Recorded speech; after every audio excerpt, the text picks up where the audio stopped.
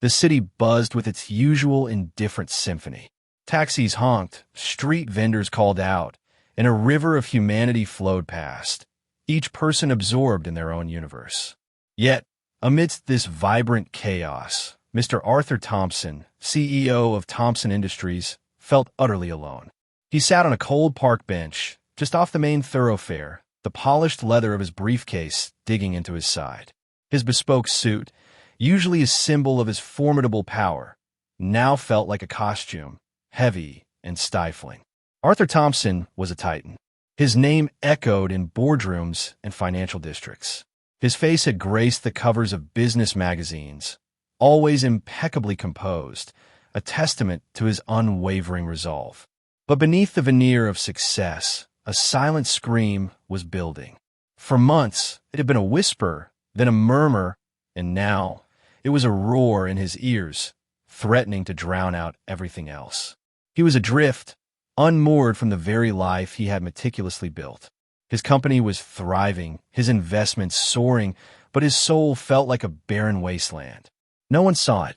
No one even looked. They saw the CEO, the success story, never the man quietly crumbling. His pleas, unspoken, unheard, were swallowed by the indifference of the street. Then a flicker of movement caught his eye. A young woman, no older than her mid-20s, stood hesitantly a few feet away. She wore a simple, worn jacket and carried a canvas tote bag. Her gaze wasn't the fleeting, dismissive glance he usually received. It was observing. It was almost as if she saw him, not the suit, not the title, but the weariness etched around his eyes. He quickly averted his gaze, accustomed to being invisible in his personal torment. What could she possibly want? Another handout.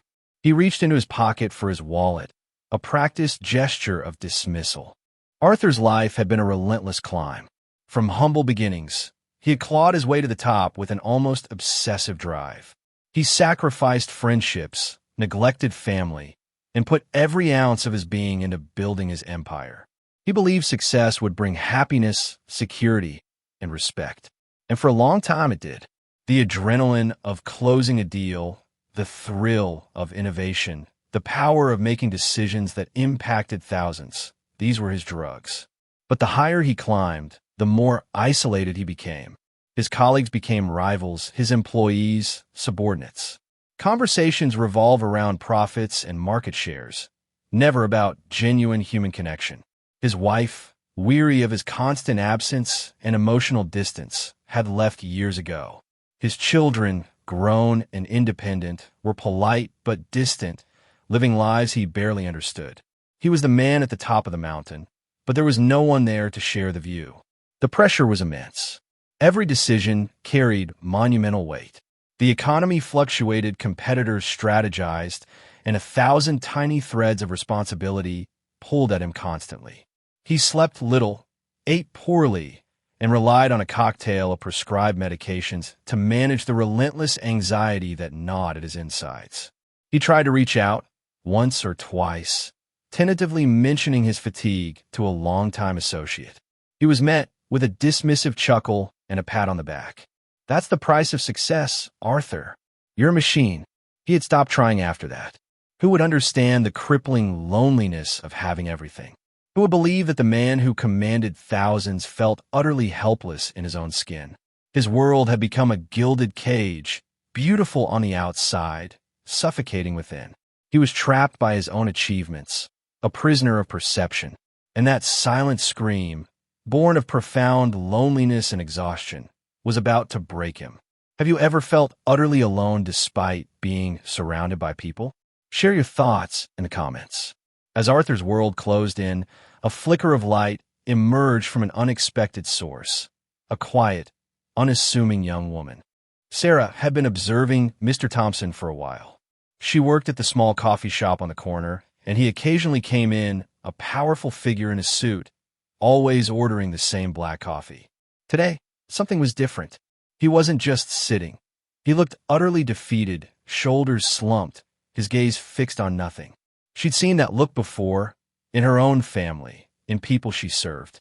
It was the look of someone drowning silently. Most people bustled past, eyes fixed on their phones or their destinations.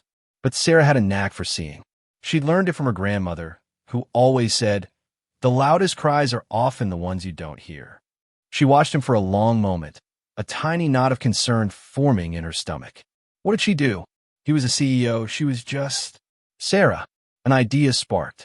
She remembered something her grandmother used to do when someone was feeling down, a simple gesture of connection. She walked back into the coffee shop, not for a coffee for herself, but for something else. A few minutes later, she returned, holding a small, clear glass bottle. It wasn't fancy, just a repurposed juice bottle, cleaned and filled with something special. Hesitantly, she approached the bench. Arthur looked up, his expression a mixture of surprise and slight annoyance. He reached for his wallet again, a preemptive defense. "Excuse me," Sarah said softly, her voice gentle. "I noticed you seemed a little lost. My grandmother always said, sometimes all you need is a little sunshine in a bottle." She extended the bottle to him. Arthur, still half expecting a solicitation, looked at it with confusion. It wasn't liquor or medicine or anything he recognized as a solution. Inside, the bottle was filled with vibrant, meticulously folded paper stars, each a different shade of yellow, orange, and gold, shimmering like captured sunlight. "It's just a little bit of brightness," Sarah offered, a shy smile on her face. "My grandmother taught me how to fold them. Each one is a wish for hope and a reminder that even on the darkest days, there's a little light inside you." Arthur stared at the bottle, then at her. His hand, which had been reaching for his wallet, slowly lowered. He took the bottle. It felt surprisingly light in his palm, yet somehow heavy with unspoken meaning. The paper stars, so simple, so unexpected, were a stark contrast to the complex, high-stakes world he inhabited. For the first time in what felt like forever, someone had offered him something without an agenda, without wanting anything in return. It wasn't the liquid in the bottle that saved him. It was the humanity behind it. But what was in that bottle, and why did this seemingly insignificant act have such a profound impact on a man who seemingly had everything? Arthur clutched the bottle of paper stars.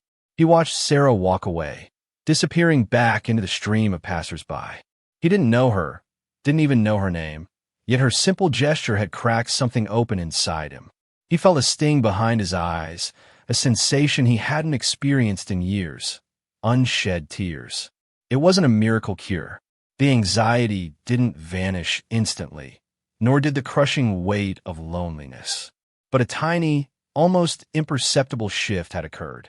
Sarah's act of seeing him, truly seeing him, broke through the armor he had so carefully constructed. It reminded him that he was still human, capable of being seen, capable of connection. Science actually has a name for this. It's called empathy arousal, and its effects are profound. When someone genuinely connects with us, showing understanding and compassion, our brains release oxytocin, often called the love hormone. This hormone reduces stress, fosters trust, and promotes feelings of well-being. It's a fundamental human need, as vital as food and water, to feel connected and understood. Arthur, despite his immense power, had been starved of this basic human nourishment.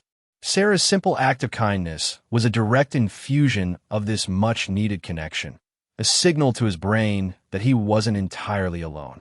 The next day, Arthur didn't go straight to his office. He went to a therapist, a recommendation he'd been given months ago, but had always dismissed. He began to talk, haltingly at first, then with increasing candor about the pressures, the loneliness, the feeling of drowning. He started taking walks in the park, not to answer calls, but just to breathe, to observe the mundane beauty of everyday life.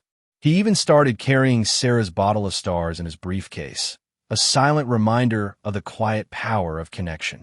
He didn't tell anyone about it, but sometimes, in a particularly stressful meeting, he would touch it, feeling the smooth glass, and a small, almost imperceptible calm would settle over him. Ready to learn more about the science behind true happiness and connection? Hit the subscribe button. Sarah's simple act didn't just save Mr. Thompson. It offered a profound lesson about the true meaning of connection and how we can all cultivate more of it in our lives. Arthur Thompson didn't become a different man overnight, but he became a changed man. He started delegating more, trusting his team. He began to foster a culture of open communication in his company, encouraging employees to share their struggles, not just their successes. He even started a small initiative, funding mental health support programs for his staff, quietly inspired by his own journey. He never forgot the young woman and her bottle of stars. He tried to find her, subtly at first, then with more determination. One day, he went to the coffee shop, and there she was, wiping down a counter. "Sarah," he asked, a hint of uncertainty in his voice. She looked up, surprised, then a small smile touched her lips. "Mr. Thompson, nice to see you." He didn't know what to say. He just held out the small, empty glass bottle. "Thank you," he said, his voice thick with emotion. You saved me." Sarah's eyes softened. "We all need a little sunshine sometimes, Mr. Thompson." His transformation was quiet, but it rippled outward. He learned that true strength wasn't about suppressing vulnerability, but about embracing it. He understood that the most impactful leaders weren't those who stood alone at the top, but those who fostered genuine connection and empathy within their sphere of influence.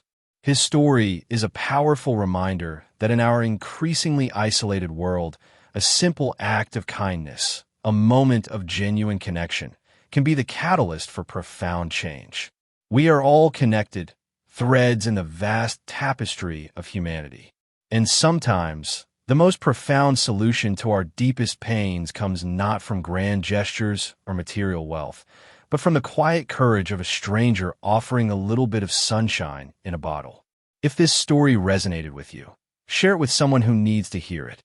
And for more stories that will inspire and connect, join our community by subscribing to the channel right now. This story is just one example of the incredible power of human connection. If you're looking for more videos that explore empathy, personal growth, and the quiet heroism in everyday life, click here to watch our playlist on transformative moments, or check out our latest video right here.